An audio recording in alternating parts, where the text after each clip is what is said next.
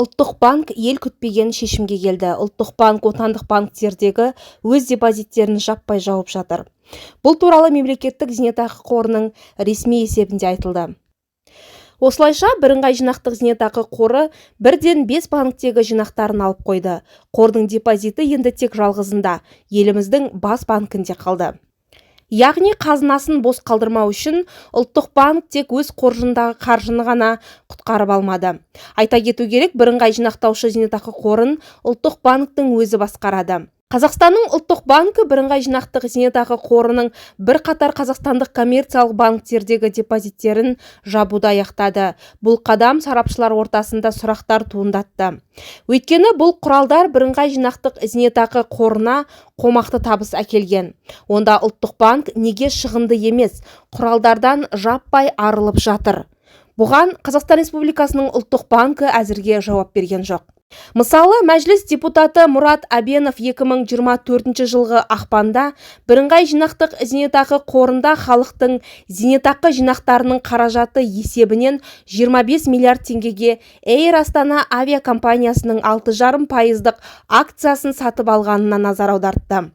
Бұл ретте былтырғы 8 ақпандағы IPO-да әуе тасымалдаушысының әрбір акциясын қор 1074 теңгеден сатып алған. Қазіргі кезде Эйр Астананың бір акциясының құны 735 теңгеге дейін құлдырады. Соның кесірінен болашақ зейнеткерлердің оған салынған жинағы -31,55%-ға азайды.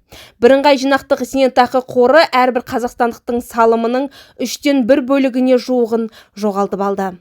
Нәтижесінде 2025 жылғы қаңтардағы жағдай бойынша бірыңғай жинақтық зейнетақы қорының тек бір банкте, ұлттық банкте депозиті қалды. Онда ғаламат көлемдегі ақша 696,4 миллиард теңге сақтаулы жатыр. Оған қызмет ету үшін ел қазынасынан 15,25% ставкамен сыйақы аударылады. Ресми дерек бойынша қазіргі кезде бірыңғай жинақтық зейнетақы қорында 12,307,472 салымшылардың жеке зейнетақы шоттары бар. 2024 жылы қор оларға 3,334,779,7 миллион теңге таза инвестициялық кіріс қосқан. Бір қарағанда салмақты көрінеді, алайда 12,3 миллиондық әрбір салымшыға шаққандағы таза табыс 270,955 теңгеден ғана келеді екен. Сонымен бірге 2025 жылдың қаңтарында зейнетақы активтерінің табыстылығы -1,25 көрсеткішіне құлдыраған. Келесі жылдан бастап бас тартылғалы тұрған жұмыс берушілердің міндетті зейнетақы жарналары бойынша табыстылық теріс мәнде -3,67 болған. Биылғы жылдың 1 айында ұлттық банк басқаратын бірыңғай жинақтық зейнетақы қоры қызметі қалпымен шығынды болды.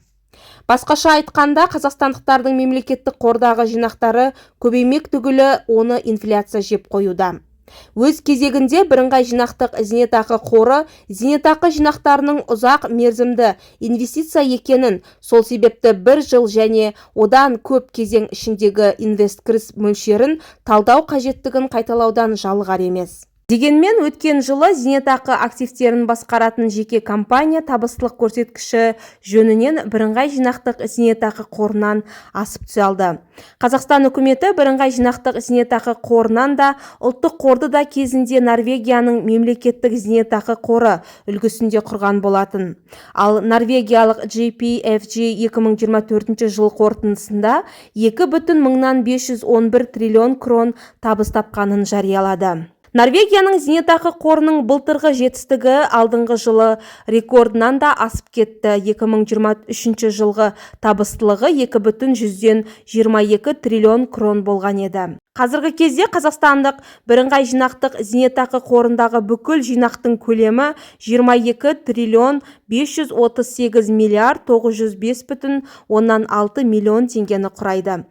Бұл қазіргі бағамен шамамен 43,5 миллиард доллар ғана. Норвегияның мемлекеттік зейнетақы қоры қазақстандық бірыңғай жинақтық зейнетақы қорындағы бүкіл жинақты қоса алғандағыдан 5 есе көп қаражатты бір ғана жылда табады.